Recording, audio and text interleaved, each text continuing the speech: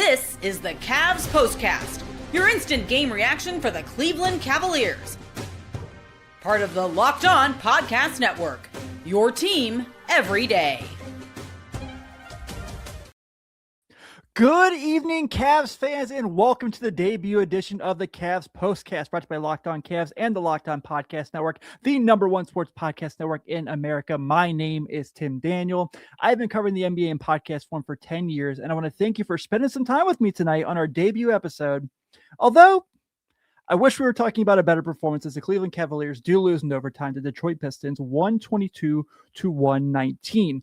Great game, a lot of fun to watch, just down the stretch, didn't go the Cavs' way, so we're going to get into that as well. If you are just checking this out for the first time, welcome. I guess it is the first time, so welcome. I'm so glad to have you. Please be sure to hit that notification button here on YouTube if you're joining us live. We'll not only get my show after each and every Cavaliers game, but you'll get Danny Cunningham Monday through Friday on Locked On Cavs as well. We are so excited to be here. It's our debut episode, and like I said, I wish we were talking about a better game, but this was one that I'm going to kind of say I feel pretty good about down the stretch. So we're going to get to that a whole lot more. I'm so excited about this. I'm so excited to meet you guys, our everydayers here. But we're going to start with, well, who fudged up? Uh-oh, somebody messed up, and it's time to let them know with who fudged up. All right, so I'm going to go ahead and say this. I normally am pro foul up three. But with that being said, you got to do it significantly quicker than Jaylon Tyson did there. I think that play, obviously, getting Dennis Jenkins to the free throw line, he hits all 3 threes, really puts the Cavs away there, puts it in overtime. We've seen the Cavs really struggle in overtime so far this year. Obviously, there was a Hornets performance where they get shut out in overtime. So, yeah, I think that's really kind of what did them in, because after Jarrett fouls out, it kind of goes down to that situation there. They have plenty of time. You know, they can play it out. Detroit doesn't have any timeouts, and they have to advance the ball for full court. So you got to give Dennis Jenkins credit for being smart there to throw the ball up and having something go his way. But also, if you're Jaylon Tyson, like I said, I have no issue fouling up 3. I think it makes sense.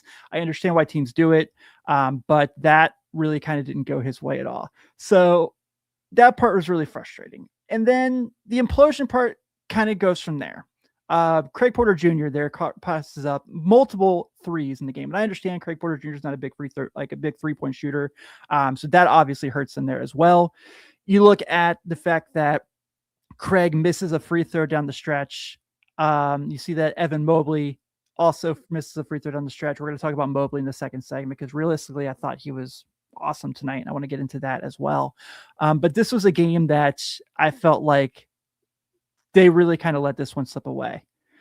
Now, with that being said, there's the obvious, right? No Dean Wade, no James Harden, no Donovan Mitchell. You're going to always look at that. Detroit, relatively healthy, just didn't have Isaiah Stewart, who's obviously out for his suspension. And it took everything they had to beat the Cavaliers without their 2 best guards. I think if you're a Cavs fan, you feel good about that, because you know now that if it's not for not having your 2 best guards and an insane Dennis Jenkins quarter in the last matchup between the 2 teams, they're 3-0 against the Pistons this year. Obviously, that is a coulda, woulda, shoulda. I understand that, but I feel like if I'm the Cavaliers, I feel pretty confident playing Detroit. I feel really confident against them. I feel like I can beat them. I feel like when I have my guys, I'm going to go there and make things happen. And I feel like that, you know, if I have to play these guys and beat them 4 times, I like our chances. Now, with that being said, they obviously have another matchup here in a couple days, and going to really be interesting to see how there's who's going to be available for Cleveland in that game. I suspect Dean Wade will be back for that game. I suspect James Harden will probably be back for that game. It sounds like he's just kind of getting a feel for the injury from the finger. Mitchell, seems like the reports are everywhere. It seems like it's not long term, but I heard Wendy kind of say that he suspects he's going to miss some time as well. So that's the one to monitor.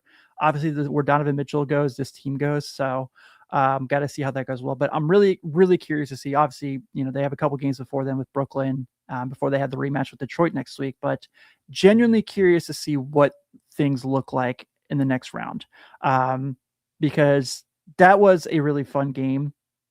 Didn't go their way. They were down some guys, and you feel like you can be pretty confident in them for the future. You know who was really good tonight? And I know there's going to be some naysayers here, But Evan Mobley made some huge plays tonight for the Cavaliers, and we're going to talk about that and more right after this.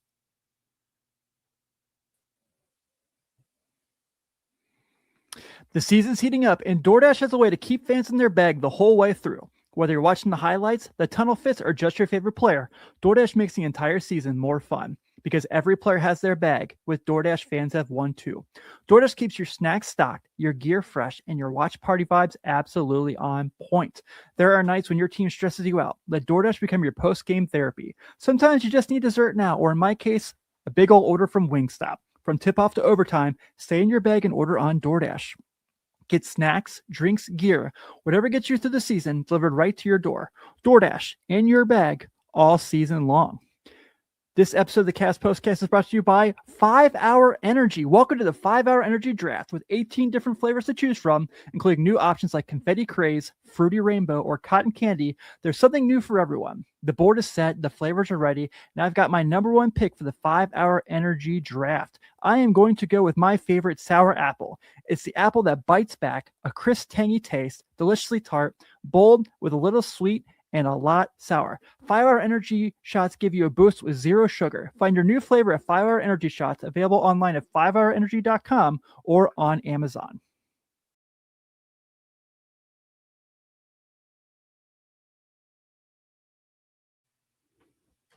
If you never miss an episode, it's time to make it official. Join the Locked On Everydayer Club and get ad-free audio, access to our members-only Discord, and more. All built for our most loyal fans. Check the notes in the description to learn more about the Locked On Everydayers Club. Now, I know he had his moments where he wasn't necessarily big down the stretch, but the Cavaliers do have a player of the game today, and his name is Evan Mobley. This is the Locked On Player of the Game. All right. So before I know you guys are going to have some things to say here, but Mobley was awesome tonight. And I know he misses the free throw there. He drops the ball in the Dennis Schroeder pick and roll at the end of the game. But realistically, I don't have a lot of bad things to say about him here. Really, any. So Mobley tonight, 23 points, 12 rebounds, 4 blocks, 1 assist, 9 of 15 from the floor, 4 of 8 from 3. Just as a missed free throw is kind of his only blunder there. But I thought Mobley was great tonight. And he gave them every chance to win the game. So I'm going to take that. And for a guy who I don't understand. Now, I've been around this fan base now for a couple years, just kind of covering the team from different shows. And I get he's a hot button. But this is a guy who is an all-star, all defense, defensive player of the year, all NBA, all rookie, like pretty darn good player. I understand you want to see more.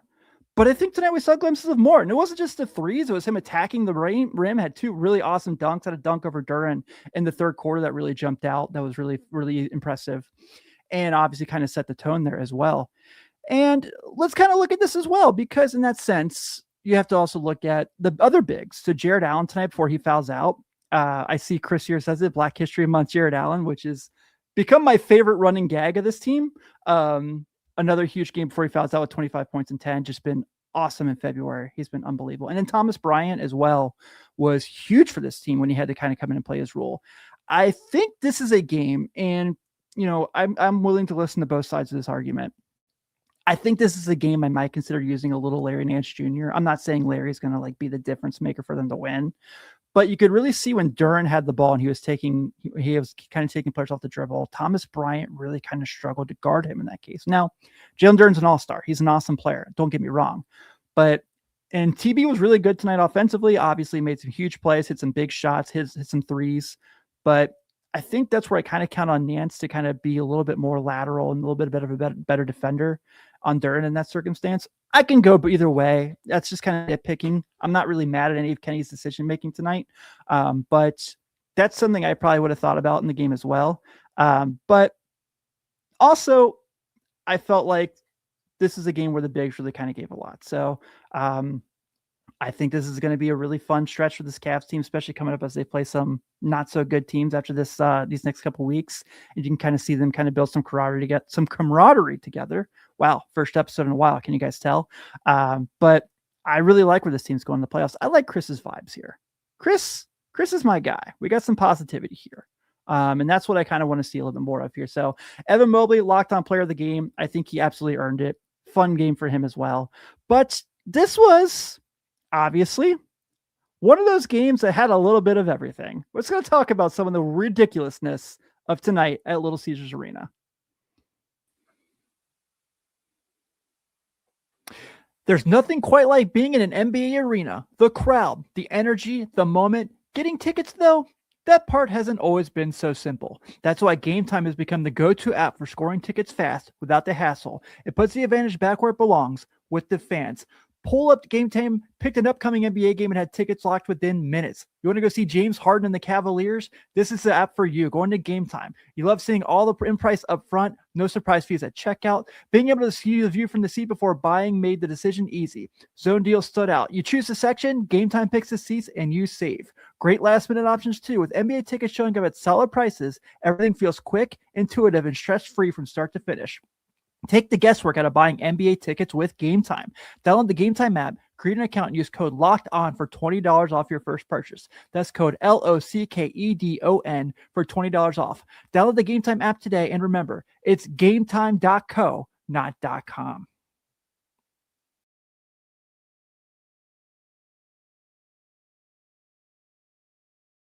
Once again, I want to give a shout out to our everydayers here on Locked On Cavs. I am so excited to be in this community and working with you guys. I've been trying to get on this show for a long time, but don't forget, Danny Cunningham, our guy, he's not going anywhere. Danny will still be here Monday through Friday on Locked On Cavs. You have me after each and every Cavs game. And there's some more content coming up that we are in the process of working on. So stay tuned to that as well.